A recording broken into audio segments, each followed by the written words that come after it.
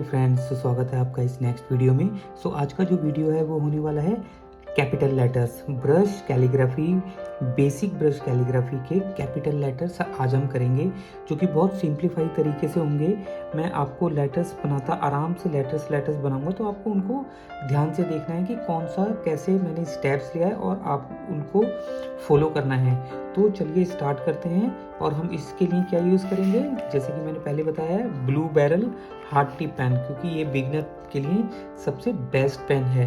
तो चलिए शुरू करते हैं ब्रश कैलीग्राफी के सिंपल कैपिटल लेटर्स।